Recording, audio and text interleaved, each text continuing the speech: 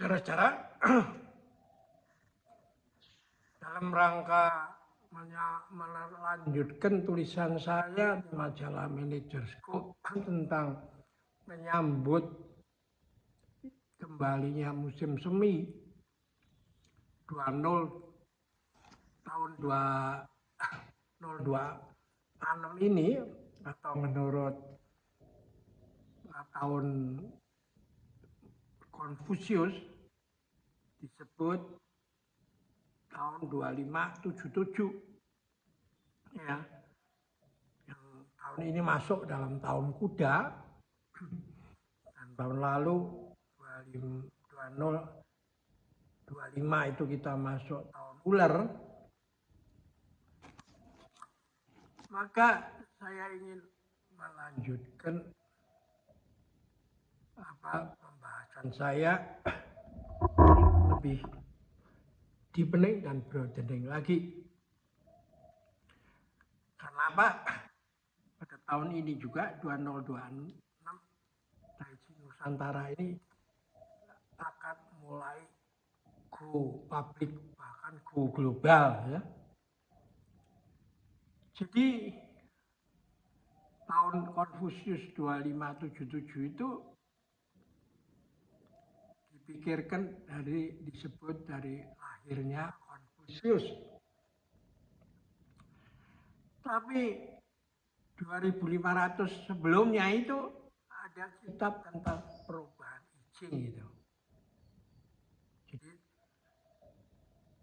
lebih tua lagi daripada kelahiran Konfusius. Lao Tzu juga 5 tahun lebih tua daripada Konfusius, ya, kira-kira begitu. Nah,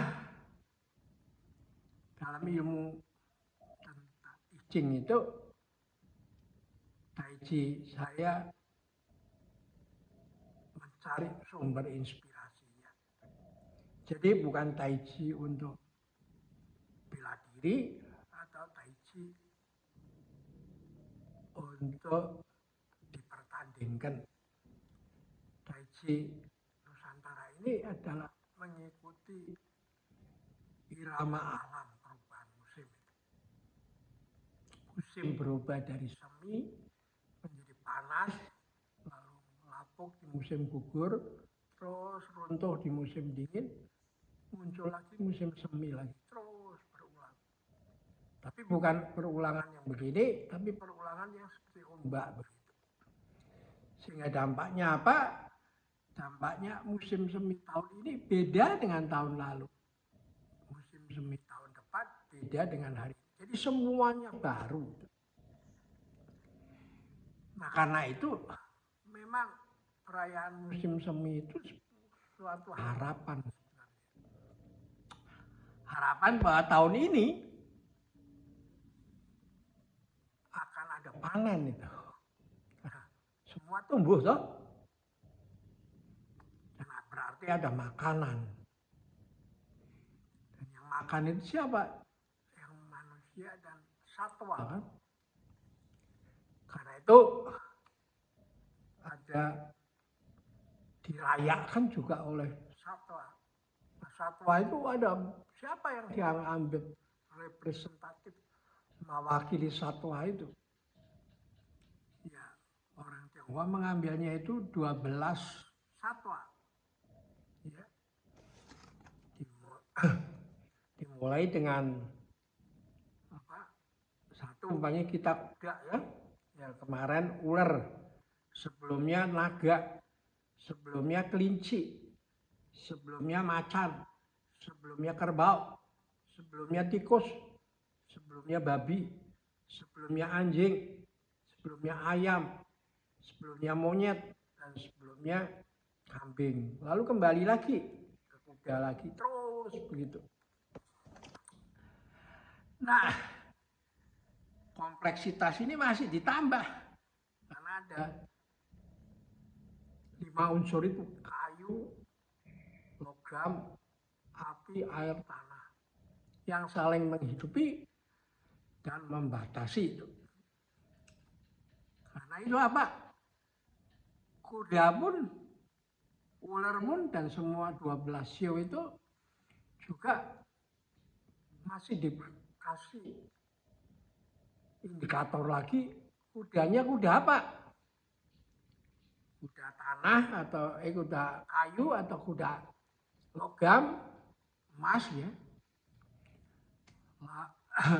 api, air, tanah, yang saling menghidupi dan saling membatasi itu ya. Jadi inilah uniknya dari budaya Tionghoa yang pluralitas itu merupakan ya DNA-nya orang Tionghoa itu. Ya. Karena dari intinya dari yin dan yang, hitam dan putih, tapi di dalam hitam dan putih itu, di dalam putih ada hitamnya, di dalam siang nanti satu saat sampai kepada maghrib. Di dalam hitam malam nanti ada titik putihnya sewaktu subuh. Jadi semua berubah itu, tidak ada yang tepat, tetap. Karena itu disebut yang tetap itu adalah semuanya terus berubah. Ya. Nah itulah sebabnya Charles Darwin mungkin terinspirasi dari itu. Survival of the fittest itu konsep static survival of the fittest yang paling kuat, yang menguasai itu dilanjutkan lagi oleh Charles Darwin bahwa bukan yang terkuat yang bisa survive, bukan yang terbesar dan terpintar, tapi yang bisa mengikuti perubahan. Nah, Confucius itu mengembangkan dalam kitabnya ya kitab tentang jalan tengah sempurna, dia mengatakan begini, yang pinter kelewatan, yang bodoh nggak nyampe. Jadi 2500 tahun lalu Confucius sudah berpikir begini, apa yang baru kemudian ditemukan oleh Charles Darwin. Dia bukan menemukan sesuatu yang baru, jadi ditangkap oleh Charles Darwin. Sehingga dia mengatakan bahwa yang berubah itu adalah yang bisa survive. Nah, lalu dia merefer lagi kepada kitab Tao Te Ching itu. Bahwa ketika manusia, apa saja yang hidup ini ketika dilahirkan lembut dan lemah. Ketika mati menjadi kering dan getas. Ya. Nah, itu yang lembut dan lentur, sahabat kehidupan, yang kaku dan keras, sahabat kematian. Nah, analoginya di mana? Analoginya di antara seperti dia umpamakan dengan lidah dan gigi itu. Gigi kuat, semua dihadu, itu konsep super power kan. Gua kuasa, lu mau apa lu. Tapi si gigi lama-lama terkikis dan bolong dan ompong itu. Sedangkan lidah yang lembut dan lentur, dia terus ada selama hayat masih di kandung badan. Itulah makanya lidah lebih cocok untuk mengikuti zaman yang terus berubah seperti sekarang ini. Ya, sedangkan yang kaku dan keras ya seperti gigi itu haus dan ompong karena selalu diadu. Tapi kaku dan keras dan lembut dan lentur itu bukan tidak ada masalah apa saja, tapi meskipun tetangga dekat, gigi lidah itu bisa kena gigitan sama gigi kan. Jadi hidup ini memang kait-mengkait, nggak bisa kalau berpikir kayak kuda itu. Nah, ini yang menjadi dasar daripada Tai Chi. Kemudian Tai Chi yang sekarang itu dijadikan bela diri karena itu ada yang dihancurkan. Musuhnya harus di konsepnya kan seperti perang itu kill atau or to be killed, dibunuh atau membunuh. Nah kalau Tai Chi itu yang saya ambil dari kitab I Ching itu win-win solution itu. Nah, itu diperlihatkan ketika latihan dorong-mendorong seperti dalam slide yang lalu toh. Ketika yang satu yang mendorong, yang lain menerima yin. Ketika sudah top, yangnya sudah mentok, yinnya juga sudah mentok, yinnya berubah jadi yang. Terus begitu. Sehingga yang terjadi adalah win-win solution. Nah, bela dirinya apa? Bela dirinya bukan menghancurkan musuh. Kill or to be killed. Tapi ketika you didorong, orang yang dorong itu ditarik. Seperti dia terjerembab kan. Ketika you ditarik, you ikutin tarian dia sehingga dia terjengkang. Gitu. Jadi dia jatuh karena kesalahannya sendiri. Ya, mana mau menang, mau apa. Gitu. Mau menang sendiri lah. Nah, Tai Chi ini, Tai Chi kuno ini membuat berbasis kepada win-win solution. Nah, di tataran Sunda ini juga ada pandangan begitu. Sili asih, asah, asuh, dan wangi. Ya, sili wangi itu.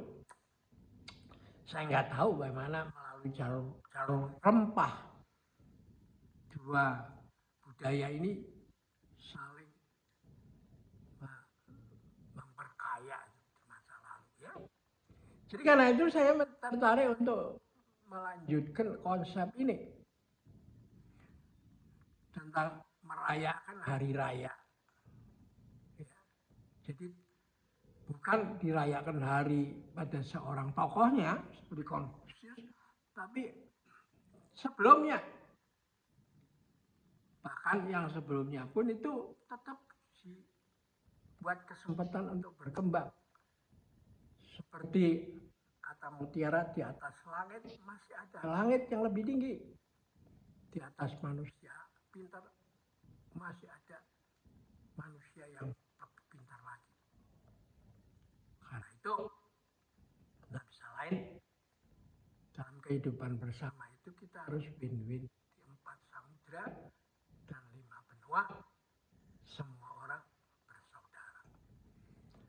Nah kalau tema ini terus dikembangkan dan lalu yang lain, agama yang lain juga introspeksi dalam merayakan hari raya agama itu, apakah Anda selfish untuk menghebatkan, membahagiakan diri sendiri, atau dia itu nggak salah, tapi kalau yang di timur ini dia mengatakan semoga semua makhluk bahagia karena langit, manusia, dan bumi menjadi satu. Oke, kita akhirin di sini dulu dan kita lanjutkan lagi dalam pertemuan berikut karena masih ada berbagai pernak-pernik yang bisa kita gali daripada merayakan tahun baru datangnya musim semi. Oke, sampai jumpa lagi.